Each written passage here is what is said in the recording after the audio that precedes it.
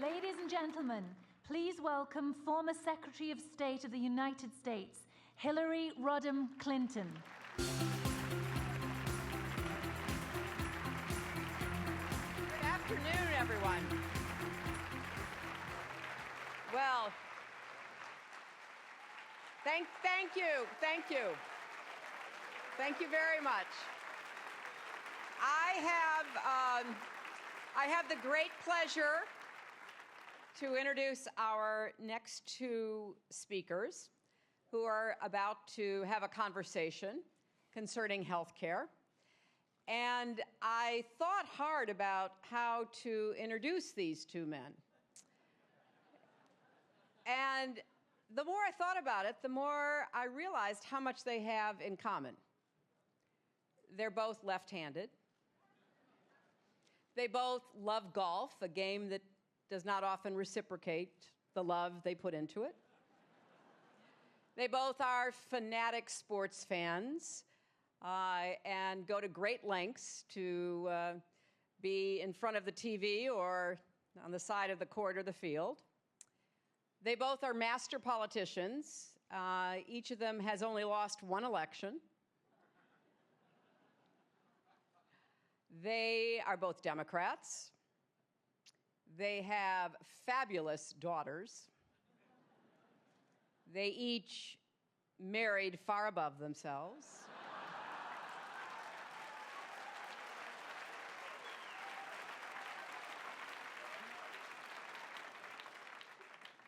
And they each love our country.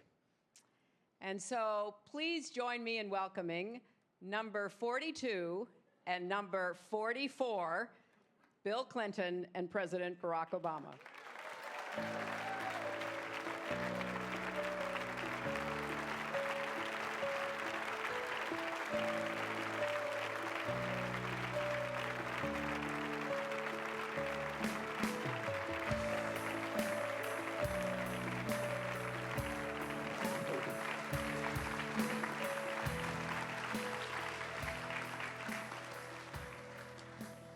Mr. President. Are you interviewing me? I was That going wouldn't to be thank bad. you I've been for giving talking a lot Hillary a today. job. That was a good thing you did. Well, thank you for coming. Well, it is wonderful to be back, and let me start just by saying to all the people who have, for years now, supported the incredible efforts of CGI, thank you. Because wherever we travel, all across the globe, we see the impact that it's making every single day. And we're very proud of what you all do. And let me say that we still miss our former Secretary of State. And I should add that there's nothing she said that was not true, particularly the part about us marrying up. Well, that brings me to my first health care comment. This is going to be a conversation about domestic and international health and America's role in it. But I want to begin by telling you that I think the First Lady has done a great job in this fight against childhood obesity. We have been honored at our foundation to be asked to represent her effort in 18,000 schools, where we've lowered the calories and drinks being served in the schools by 90%. But she's been great on that. The other thing I think is that I was a little upset, and as you know, called one of your administration members when you got to Africa, when I read an article that said that you didn't have a big initiative in Africa. And I said, I can't say exactly what I said, but I said, that is inaccurate. That's the sanitized version of what I said. Because when the president took office, our programs, begun under President Bush, PEPFAR, was giving antiretroviral medicine to 1.7 million people. Because of an agreement that I made with President Bush to use generic drugs that were approved by the FDA, about half our drugs were being purchased in that way. Under President Obama, we've gone to 99%. We are treating more than 5.1 million people, 3 times as many, for less money. That is a stunning legacy, so that more money has been put into malaria medicine, bed nets, and so you saved a lot of money and saved more lives while doing it. And I'm very proud of that, and I want to thank you for it. It's important. Now,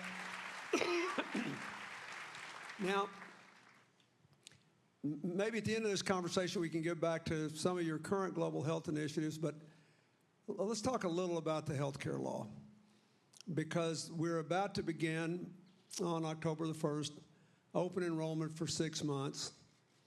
And I'd like to give you a chance, first of all, to tell them why, when you took office, we were teetering on the brink of a depression. You had to avert it. You had to start the recovery again. Why, in the midst of all this grief, did you also take on this complex issue? Many people were saying, why don't he just focus on the economy and leave this alone? So tell us why you did it. Well, first of all, I think it's important to remember that healthcare is the economy, a massive part of our economy. And so the idea that somehow we can separate out the two is a fallacy. Second of all, the effort for us to deal with a multifaceted healthcare crisis has been going on for decades. And the person who just introduced us, as well as you, early in your presidency, had as much to do with helping to shape the conversation as anybody.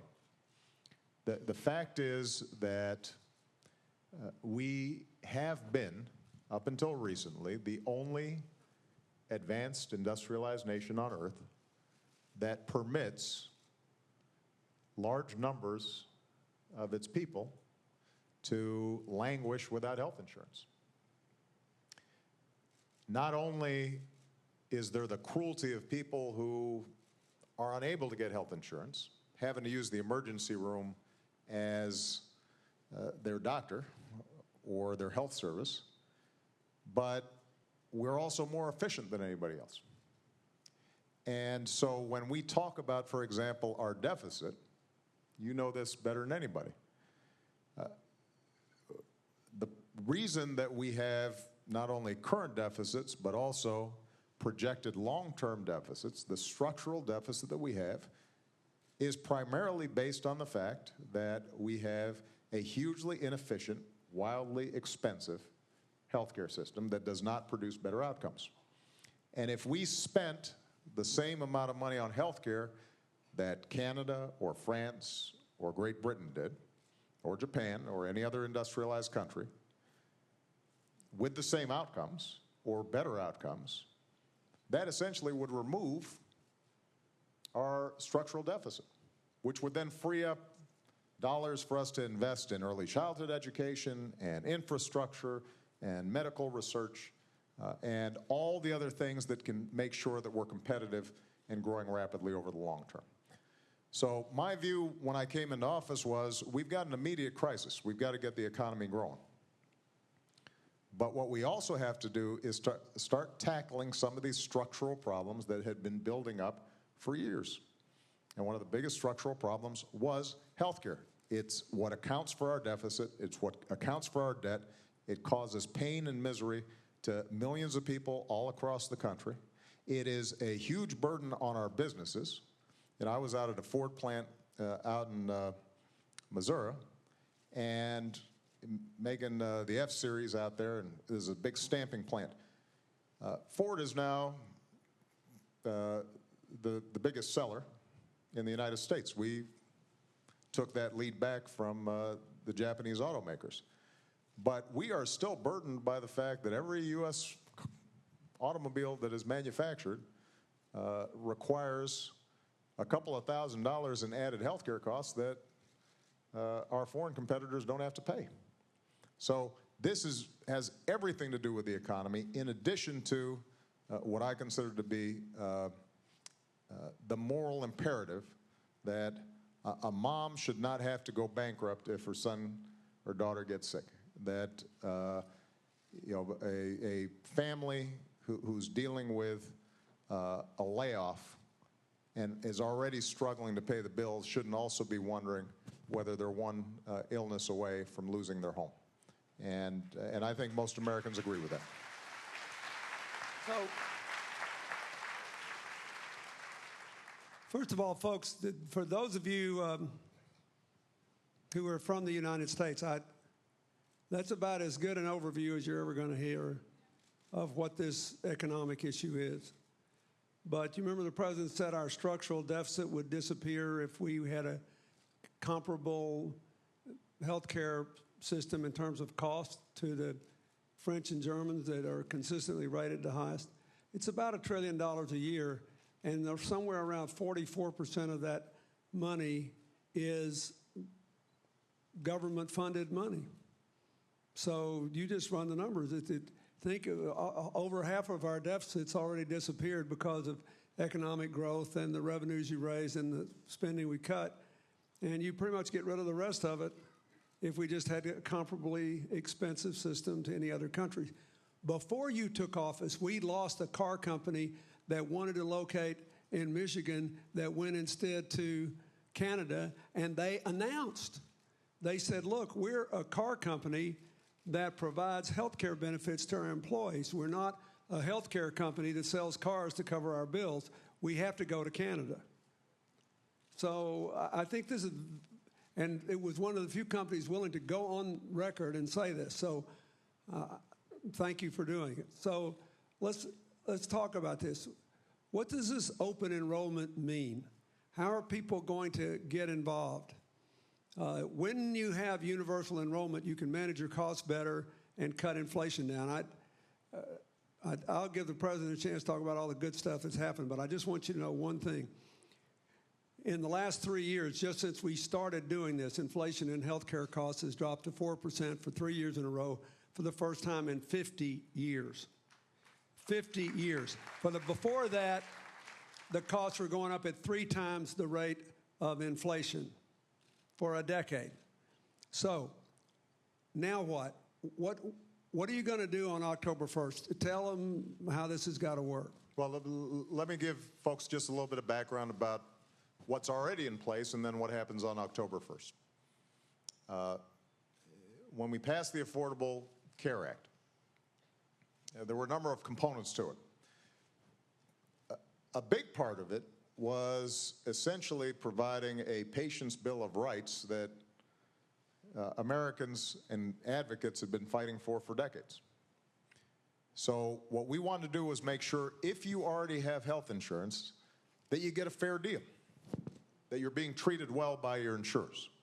So we prohibited insurance companies from imposing lifetime limits, which oftentimes if a family member really got sick, they thought they were covered until suddenly they hit that limit, and now they're out hundreds of thousands of dollars with no way of paying. We said to insurance companies, you've got to use at least 80% of your premium that you're receiving on actual health care, not on administrative costs and CEO bonuses. And if you don't, you've got to rebate anything that you spent back to the consumer. So there are millions of Americans who've received rebates. They may not know that they got it because of the Affordable Care Act or quote-unquote Obamacare, but they're pretty happy to get those rebates back because it made sure that the insurance companies were treating folks fairly. We said that any young person who doesn't have health insurance can stay on their parents' health insurance until they're 26 years old. And as a consequence, what we've seen is steadily the rate of uninsured for young people dropping over the last 3 years since the bill passed. And obviously providing a lot of relief to a lot of parents out there because a lot of young people, as they've been entering into the job market at a time when jobs are tough to get and oftentimes benefits are slim, this is providing an enormous security until they get more firmly established in the labor market. We provided additional discounts for prescription drugs for seniors under the Medicare program. And so seniors have saved billions of dollars when it comes to their prescription drugs. So there have been, over the last 3 years, a whole array of consumer protections and savings for consumers that result directly from the law that we passed. And for those who say that they want to repeal it, typically when you ask them about, well, what all these various benefits, they say, well, that one's good, and that one's pretty good, and we'd keep that. And you pretty much go down the list, and there's not too much people object to. You will recall also at the time that part of the way that we paid for the health care bill was we said, Medicare is wasting a lot of money without making seniors healthier. And there was a lot of hue and cry about how we were taking money out of Medicare. Well, it turns out that we were right, that we could change how doctors and hospitals and providers were operating, rewarding them for outcomes as opposed to simply how many procedures that they did. You started seeing practices change among millions of providers across the country. Medicare rates have actually slowed in terms of inflation. Seniors have saved money. Folks are healthier. And some of those savings we've been able to use to make sure that people who don't have health insurance get health insurance. Now, this brings me to October 1st. The one part of the Affordable Care Act that required several years to set up, but a critical part, was how do we provide health insurance for individuals who don't get health insurance through the job? It's a historical accident that in this country, health care is attached to employers. And part of the problem is if you're out there shopping for health insurance on your own, you're not part of a big pool. Well, there's no aggregation of risk taking place for the insurers. So they're basically going to say, let's see, you're 50 years old, you got high blood pressure, and we just look at the actuarial tables and we figure you're going to get sick, so we're going to charge you $1,500 a month for health insurance, which the average person has no way of affording, because there's no pooling of risk. So what we said was we need to set up a mechanism to pool people who currently don't have health insurance so that they have the same purchasing power, the same leverage that a big company does when they're negotiating with the insurance company.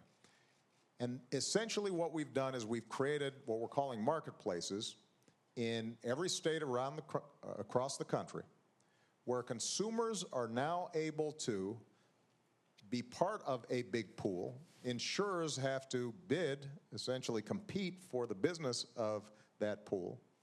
And what we now have set up are these marketplaces that provide high-quality health care at affordable prices, giving people choices so that they can get the health insurance that they need and they want, and the premiums are significantly lower than what they were able to previously get. I'll take the example of New York State. The insurers put in their bids to participate in these marketplaces. It turns out that their rates are up to 50% lower than what was available previously if you just went on the open market and you tried to get health insurance. 50% lower in this state. California, it's about 33% lower. In my home state, Illinois, they just announced it's about 25% lower. So just by pooling and creating competition so that insurers have to go after people's business the way they go after a group plan, we've drastically reduced premiums and costs. On top of that, what we're now doing is we're saying, if with the better deal that you got, you still can't afford it, we're going to give you tax credits to essentially subsidize your purchase of health insurance. And here's the net result. We'll be continuing to roll out what the actual prices are going to end up being, but I can tell you right now that in many states across the country, if you're, say, a 27-year-old young woman, don't have health insurance, you get on that exchange, you're going to be able to purchase high-quality health insurance for less than the cost of your cell phone bill. And because all the insurers who participate are required to, for example, provide free preventive care, free contraceptive care, that young woman, she may make up what she's spending on premiums just on her monthly use of health care. So this is going to be a good deal for those who don't have health insurance. Those who already have health insurance get better health insurance. And the best part of the whole thing is because of these changes we initiated in terms of how we're paying providers, healthcare costs have grown, as you pointed out, Mr. President, at the slowest rate in 50 years. We are bending the cost curve and getting at the problems that are creating our deficits in Medicare and Medicaid.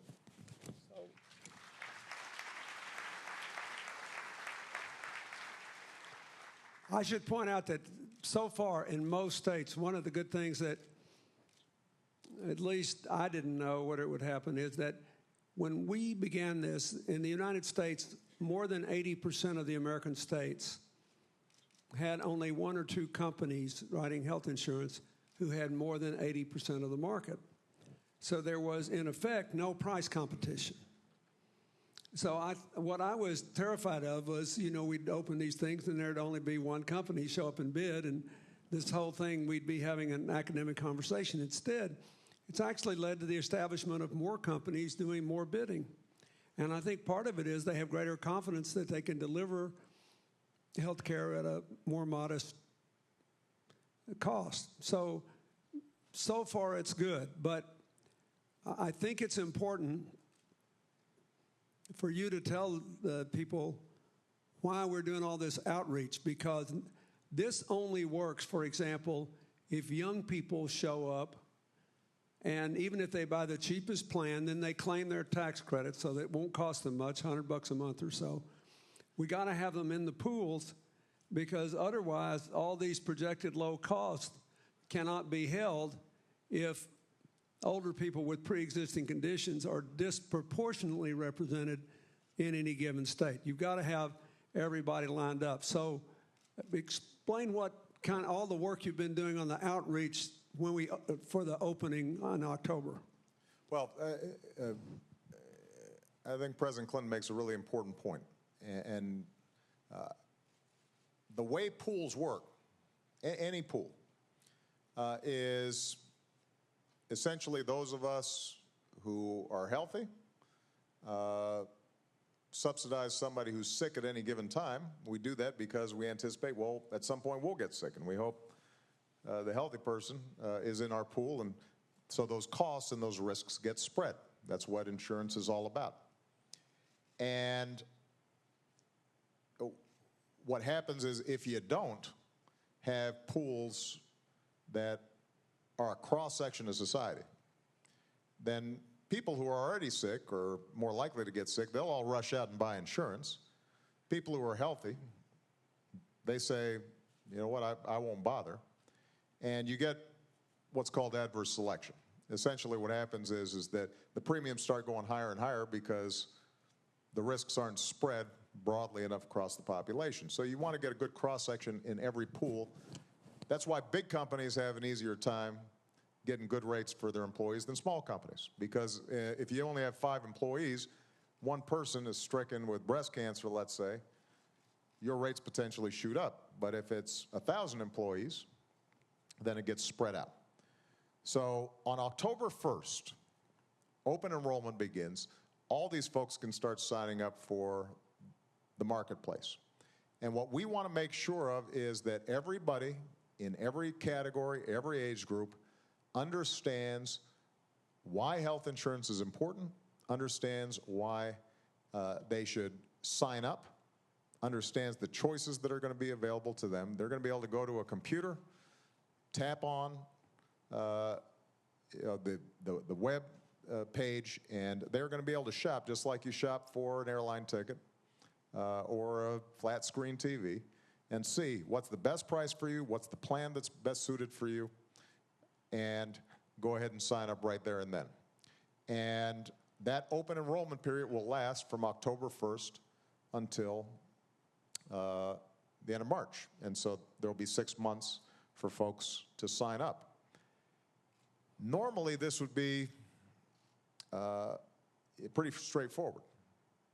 A lot of people don't have health insurance. A lot of people realize they should get health insurance. But let's face it, it's been a little political, this whole Obamacare thing. And so what you've had is an unprecedented effort that you've seen ramp up over the last month or so, in which those who have opposed the idea of universal health care in the first place and have fought this thing tooth and nail through Congress and through the courts and so forth, have been trying to scare and discourage people from getting a good deal. And some of you may have seen some of the commercials out there that are a little wacky.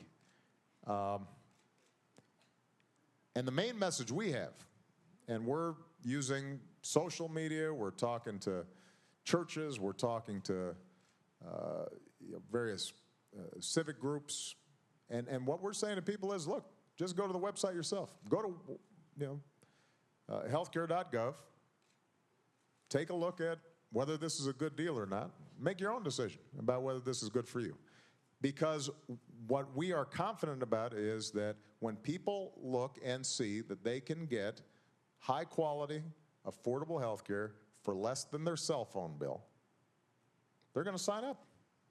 They are going to sign up. And part of what I think the resistance that we've seen ramp up, particularly over the last couple months, is all about is the opponents of health care reform know they're going to sign up. In fact, one of the major opponents, when asked, well, why is it that you'd potentially shut down the government at this point just to block Obamacare, he basically fessed up. He said, well, once consumers get hooked on having health insurance and subsidies, then they won't want to give it up. I mean, that's, you can look at the transcript. This is one of the major opponents of health care reform. It is an odd logic. Essentially, they're saying people will like this thing too much, and then it will be really hard to roll back. So it is very important that people just know what's out there, what's available to them, and let people make up their own minds as to whether it makes sense or not. Now, one last thing I want to say, because I do think sometimes people come up to me and they say, well, if this is such a good deal, how come the polls show that it's not popular? Well, one of the things you and I both know is that when you come to health care, there's no more personal and intimate decision for people. I mean, this is something that people really care about.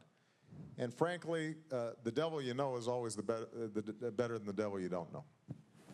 And that's what Harry and Louise was all about back in the 90s, right? It was scaring people with the prospect of change.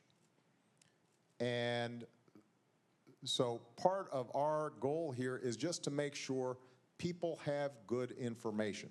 And there's been billions of dollars spent making people scared and worried about this stuff. And rather than try to disabuse people of every single bit of misinformation that's been out there, what we're saying is just look for yourself.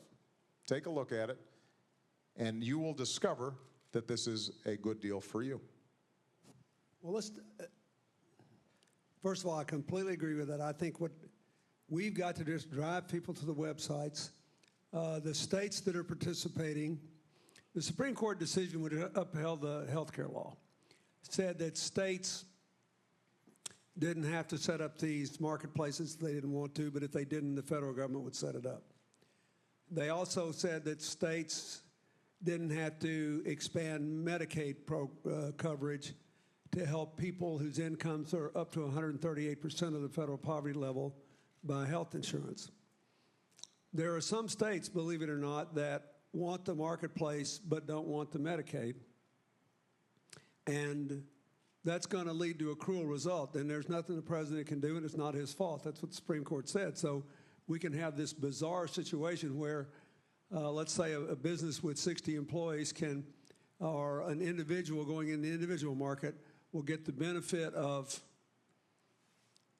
tax credits for everybody with incomes of 138% of the federal poverty level or above, but they won't get it for people who work between 100 and 138%. So lower income people who desperately need the health insurance, we would have the cruelest of all situations in those states, and there's nothing the president can do about it because of the Supreme Court decision. So we have to persuade the states to come on. But more and more states with Republican governors and Republican legislators are doing it. Well, And tell them about Arkansas, because we're doing well down there. No. Right? Well, you know, a little hometown bias. There's nothing wrong with that. Couple of things that are happening that I think are very interesting. First of all, look, I'm sympathetic to some of these Republican governors who are under a lot of pressure because the whole issue of whether you're for Obamacare or not has become a litmus test in the other party. So some of them have politically, it's been tough. Sometimes state legislatures have refused to allow governors to go ahead and implement. But as you indicated, what we've seen is that when Republican governors take a look at the deal they're getting, where in addition to these exchanges, we're also providing a much more significant match, much more federal money to provide health insurance from the state's perspective. They're not paying. The federal government's picking up the tab, and this is helping them because people are no longer going to the emergency room. They now have good health care. They're now getting preventive care. You're seeing some Republican governors step up and saying, you know, I may not like Obamacare, but I'm going to go ahead and make sure that my people are benefiting from this plan. So that's one good thing that's happening. The second thing that's happening is there are a couple of states. Arkansas is a good example. Kentucky is another good example. Idaho, interesting example. Now, these are states where I just got beat. I mean, I do not have a big constituency in these states. Well, I take that back. You know what? I mean, 40% is still a lot of people, but I'm losing by 20% in these states. But the governors were still able to say, we're going to set up our own state exchanges, their own marketplaces, and each state is just, you know, using their own name for it.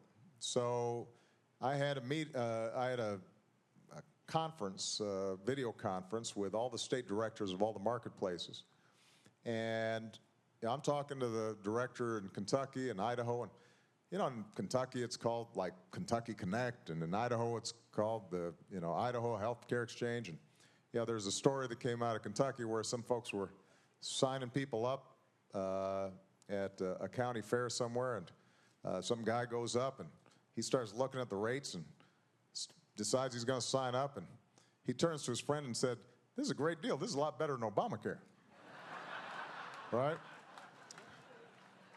Which is fine, because I don't have pride of authorship on this. I just want the thing to work.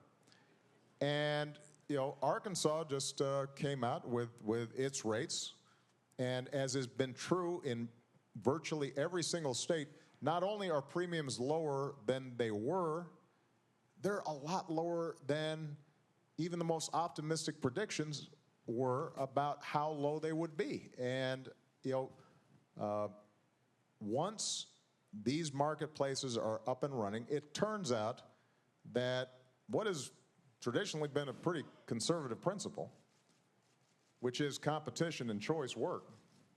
Well, in the insurance market, competition and choice work. And what we're seeing is that people are going to be able to get the kind of health care that they've never been able to get before. States are going to benefit from it because they're going to save money. And one thing that all of you, there are probably very few people in this room who don't have health insurance, although if you don't, you should sign up starting on October 1st. One of the things that many people don't realize is that the subsidy that all of you provide for the uninsured is about $1,000 per family. You pay $1,000, everybody here who's got health insurance pays about $1,000 more for your family's insurance than you otherwise would have, because hospitals are mandated, they are required to provide service to anybody who shows up. And so what happens is when you've got 15% of the population without health insurance, they end up showing up at the emergency room, typically at a point when they're much sicker than if they had been getting regular checkups and preventive care. So you pay for the most expensive care there is, because hospitals got to recoup that money some way. And the way they do it is to charge higher prices, and people who have health insurance end up picking it up. So part of what will help reduce the increase in health care costs is making sure that that hidden subsidy no longer exists.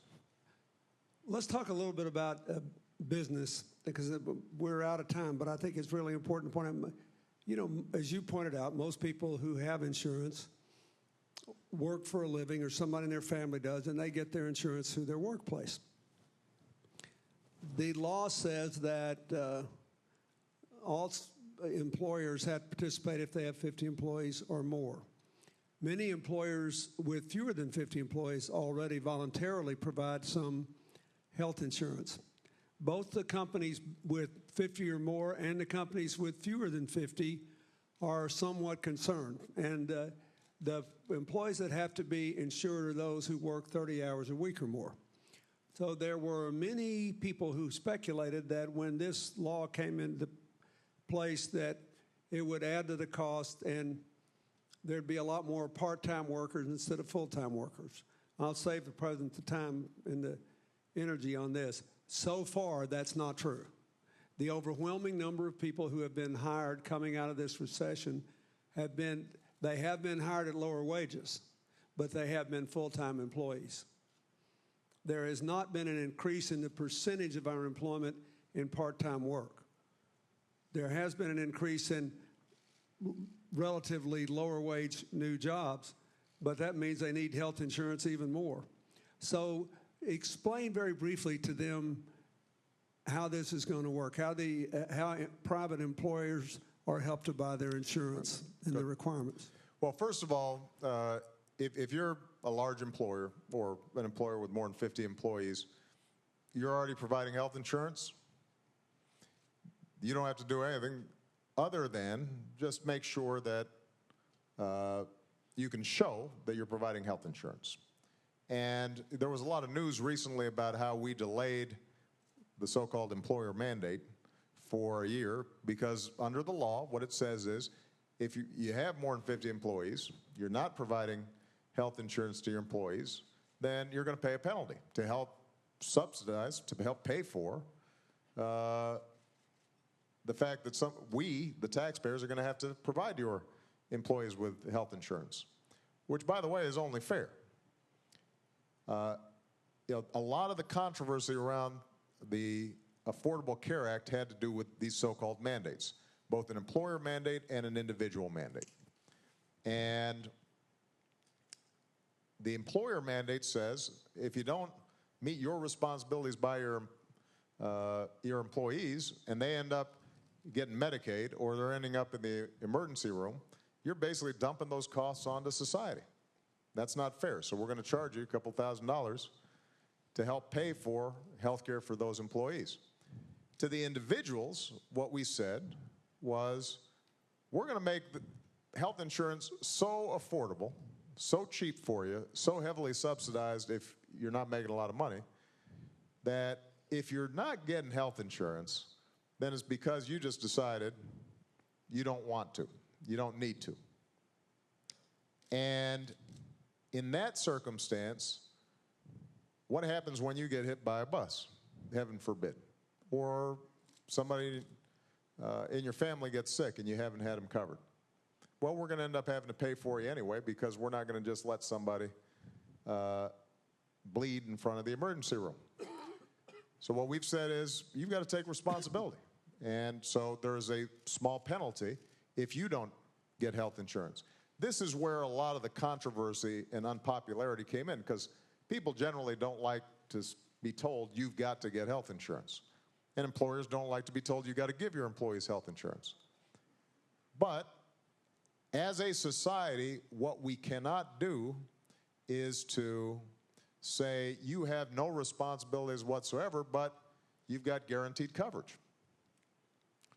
And this raises the whole issue of pre-existing conditions, which we haven't talked a lot about, but is really important. One of the central components of this law, one of the main perversities of the healthcare system before this law passed, was there were millions of people around the country who, if you had gotten sick before, if you had had a heart attack, if you had had cancer, if you had diabetes, let's say when it first happened you had a job, you got cured, then you lose your job, or you're trying to change jobs, or you're trying to start a business, you try to go out and get health insurance. The health insurance company not only could deny you, but had every incentive to deny you. Because basically, they'd rather have healthy people who are paying premiums and never asking for a payout. They don't want somebody who actuarially they can anticipate might get sick. And so keep in mind that a huge percentage of our society has some sort of pre-existing condition. And they can be locked out. You can do everything right, work hard, build a strong middle-class life, but if you've been sick and then you lose your job or something happens, you may suddenly be locked out of the insurance market, or the premiums may be so high that only somebody fabulously rich could afford them. So what we said is, all right, you know what? Insurance companies, you can no longer bar somebody from getting health insurance just because they've got a pre-existing condition. But the only way that works is if everybody has a requirement to get health insurance. Because think about it, what happens if you don't have that rule? Well, all of us, not all of us, but a lot of us who were trying to figure out how to save some money would say, well, I'm not going to worry about it until I get sick, and then right when I'm diagnosed with something that's going to be expensive, I'll go to the insurance company and say, you can't prevent me from getting health insurance just because I've got a pre-existing condition. So they could potentially game the system, and it wouldn't work. So now what we've done is said, you got to provide health insurance to anybody, all comers. That's the deal. The flip side of it is everybody's got some responsibility, and we'll help you pay for it to get health insurance. And that's where a lot of the misunderstandings, the frustrations about healthcare reform came in. I should add, by the way, that this was the same proposition that was set up in Massachusetts under a governor named Mitt Romney that's working really well. 99% of people in Massachusetts have coverage. And that same principle was ironically considered a very smart Republican conservative principle. But it was the right one. The economics of it are true. So just to finish up the question, when it comes to businesses, if you're already providing health insurance for your employees, that's great. You don't have to do much other than just make sure that you show us that you've got health insurance for your employees.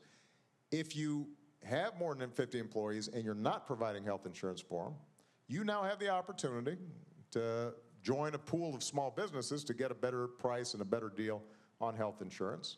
You're eligible for tax credits in providing health insurance to your employees. Up to 35% of the premiums for each employee will be a tax benefit, a tax credit from the federal government.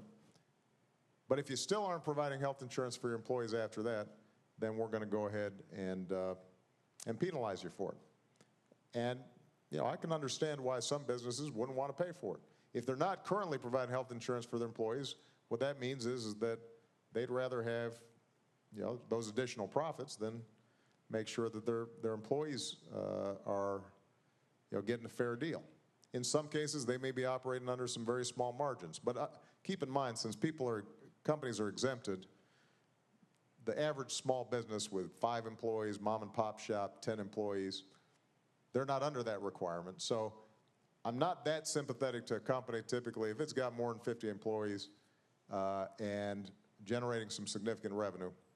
We're making it affordable for them to provide health insurance for their employees. They should do the right thing. I agree with that.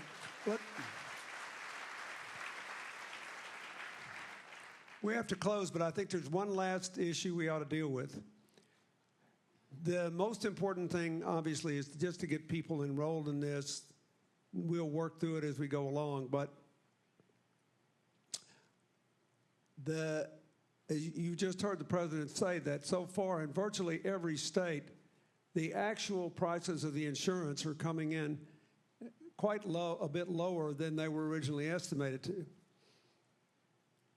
With the original price estimates and with the government obligated to provide subsidies, which cost money on the budget, right? It was nonetheless estimated that in the first 10 years, this would keep the national debt $110 billion lower than it otherwise would have been, which means if we come in at even less, we can bring the debt down more, or we can subsidize more small businesses and get more small businesses into this loop. A lot of people come to me and say, you know, now you sound like the people you used to criticize who say we could cut taxes all day long, increase spending, and balance the budget. Don't give me that. This sounds too good to be true. So I think on your before you leave, you should tell people how we can spend more, not so much in direct spending, but in tax credits, and still wind up reducing overall federal spending by $110 billion during this decade. Well, a couple of things just in terms of how this whole thing got paid for. First of all, I think it's really important to point out here that the total cost of the Affordable Care Act to provide health insurance for every American out there at an affordable rate is costing about the same amount over the course of 10 years as the costs of the prescription drug bill that President Bush passed, except that wasn't paid for. We felt obliged to actually pay for it and not just add to the deficit. So what we did, it's paid for by a combination of things. We did raise taxes on some things. We, for example, said that for high-income individuals, you can pay a slightly higher Medicare rate, Medicare tax. So we bumped that up a little bit. We said that for employers who are currently providing a so-called Cadillac healthcare plan, where there's so many bells and whistles, there's no incentive to actually spend wisely when it comes to healthcare. We're actually going to penalize you for that, not only to raise a little bit of money, but also to say you're encouraging the worst aspects of a healthcare system where you spend a lot of money, you don't get better outcomes. I mentioned to you Medicare. We basically said there's a program in Medicare called Medicare Advantage that provides some additional options for Medicare recipients above and beyond standard Medicare. And it's very popular with a lot of seniors. You get, eyeglasses and, other benefits. But it turned out that it was so uncompetitive that we were providing tens of billions of dollars of subsidies to the insurance companies under this Medicare Advantage plan without getting better outcomes, health outcomes for seniors. So what we said was, we'll keep Medicare Advantage and we'll give them a small premium if they're providing better services for seniors, but we're going to make you compete for it a little bit, and we're going to save tens of billions of dollars in the process, and that will go into paying for the Affordable Care Act. So the bottom line is, through these various mechanisms, we raised enough money to pay for providing health insurance for those who don't have it, to provide these health or these tax credits in the marketplace, and at the same time, because we're driving down costs, we actually end up saving a little money. It is a net reduction of our deficit. the irony of those who are talking about repealing Obamacare because it's so wildly expensive is if they actually repealed the law, it would add to the deficit. It would add to the deficit. Now, there have been a couple of Republicans in the House who've been smart enough to say, we're going to repeal all the benefits so that people, 20, 25, 30 million people don't get health insurance, but we're going to keep the taxes that Obama raised. We just won't talk about that. And then that way we can say we reduced the deficit. Obviously you're doing some funny business there with the budget. But look, nothing is free.